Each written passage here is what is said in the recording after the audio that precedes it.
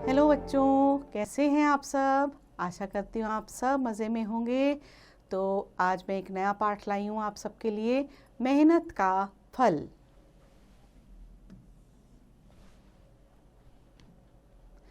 पक्षपुर नामक गांव में एक लड़का रहता था जिसका नाम था राघव।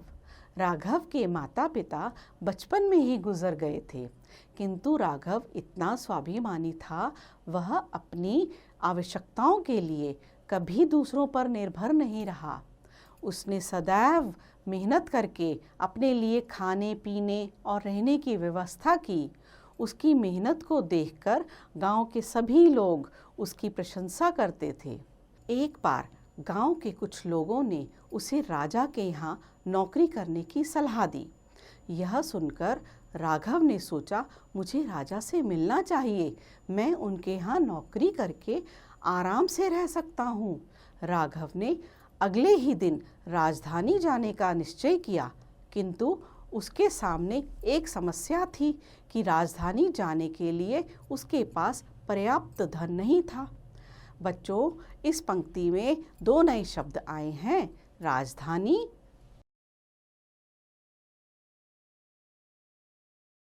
राजधानी का अर्थ होता है किसी भी देश की एक राजधानी होती है जिसे कैपिटल कहते हैं। जैसे भारत की राजधानी है दिल्ली। और दूसरा शब्द है पर्याप्त। पर्याप्त का अर्थ होता है काफी। तभी राघव ने इस समस्या से निकलने के लिए एक तरकीब सोची और दूसरे ही दिन वह राजधानी के लिए रवाना हो गया। राघव रास्ते में लोगों की सहायता करता जाता, जिसके बदले उसे खाने के लिए रोटी और रहने के लिए ठिकाना मिल जाता था।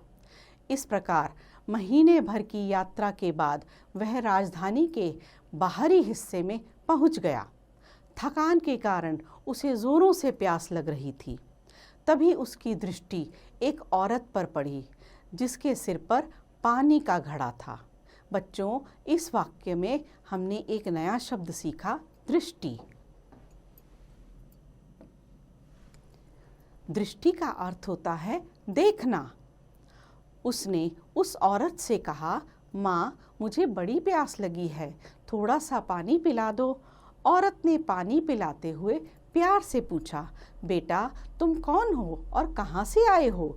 राघव ने उसे राजधानी आने का अपना उद्देश्य बता दिया। बच्चों, इस वाक्य में एक नया शब्द है, उद्देश्य। बच्चों, उद्देश्य का अर्थ होता है मकसद। तब उस औरत ने कहा, तुम मेरे साथ चलो, मेरे पति राजा के हाथियों की देखभाल करते हैं, वे तुम्हें राजा के यहाँ नौकरी अवश्य दिला देंगे। राघव को भला और क्या चाहिए था। वह खुशी खुशी उस औरत के साथ उसके घर चला गया।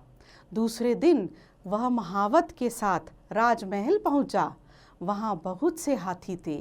राघव भी महावत के साथ हाथियों की देखभाल करने का काम करने लगा। बच्चों, इन पंक्तियों में हमने एक नया शब्द सीखा, महावत। महावत जो हाथियों की देखभाल करता है। एक दिन राघव हाथियों को खाना खिला रहा था। तभी वहां कीमती पोशाक पहने एक सुंदर व्यक्ति आया। उसके चारों ओर बहुत से लोग थे। राघव समझ गया कि ये ही राजा हैं। उसने झुककर राजा को प्रणाम किया। राजा ने महावत से पूछा, यह लड़का कौन है? महावत बोला, महाराज, यह अनाथ है। बच्चों, इस पंक्ति में एक नया शब्द है, अनाथ। अनाथ का अर्थ होता है जिस बच्चे के माता पिता जीवित नहीं होते, उसे अनाथ कहते हैं। पहले किसी गांव में रहता था। इसने आपकी बहुत तारीफ सुनी थी, इसीलिए यहाँ चला आया। राजा ने कहा, देखने में तो यह चुस्त और मेहनती मालूम होता है। राघव राजा के मुख से अपनी तारीफ सुनकर बहुत प्रसन्न हुआ। उसने सोचा, मुझे राजा को कुछ भेंट करना चाहिए। बच्चों, इस पंक्ति में एक नया शब्द आया है, भेंट। भेंट का मतलब होता है गिफ्ट।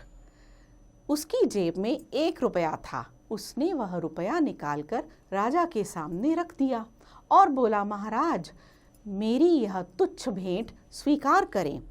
राजा राघव की इस विनम्रता को देखकर बड़ा प्रसन्न हुआ।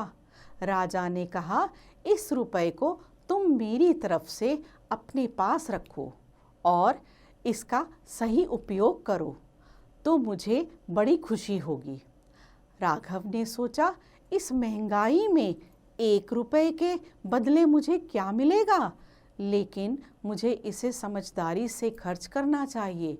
कई दिन तक राघव तय नहीं कर पाया कि वह इस रुपए से क्या खरीदे। तभी उसकी नज़र एक दुकान पर पड़ी जिसमें फलों और सब्जियों के बीज बिकते थे। राघव तुरंत उस दुकान पर गया और उसने दुकानदार से 1 रुपए के गाजर के बीज खरीदे। महावत के घर के बाहर पड़ी खाली ज़मीन में बीज बोने के लिए उसने ज़मीन को अच्छी तरह खोदा और उसमें बीज बो दिए। पौधे उगने के बाद वह उनकी सिंचाई और गुड़ाई में लगा।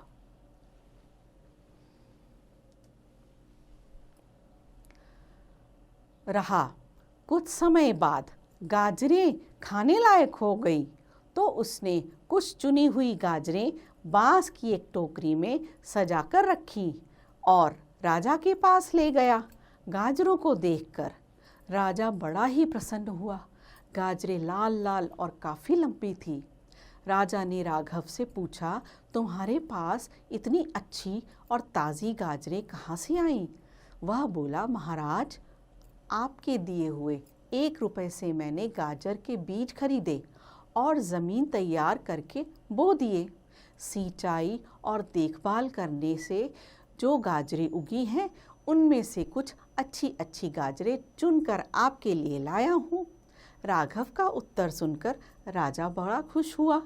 उसने कहा, मुझे तुम जैसे मेहनती और योग्य युवकों की राज दरबार में बहुत ज़रूरत है। तुम कल से मेरे राज दरबार में काम करोगे। राजा ने अपने सेवकों को आदेश दिया, ये गाजरें रसोई घर में पहुंचा दी जाएं और दोपहर के खाने में परोसी जाएं। दूसरे दिन से ही राघव राजा के दरबार में काम करने लगा। वह मेहनत से काम करता और हमेशा खुश रहता। राजा और दरबारी भी उससे बहुत प्रसन्न थे। दिनों दिन राजा का विश्वास उस पर बढ़ता गया और अंत में राजा ने उसे अपना अंगरक्षक बना लिया। बच्चों, इसमें एक नया शब्द आया है, अंगरक्षक। बच्चों, अंगरक्षक का अर्थ होता है जो किसी की सुरक्षा करता है। बच्चों, मेहनत से किया गया कार्य कभी निष्फल नहीं होता। उसका फल किसी ना किसी दिन अवश्य मिलता है। अतः सदैव मेहनत से और मन लगाकर कार्य करना चाहिए। तो देखा बच्चों, कितना अच्छा इसमें सीख मिलती है हम सबको। आप भी इसी प्रकार मेहनत करें और अपने जीवन में इसे धारण करें। तो बच्चों, आशा करती हूँ आप भी इस पाठ को स्वयं पढ़ेंगे और नीचे दिए गई अभ्यास को स्वयं करेंगे।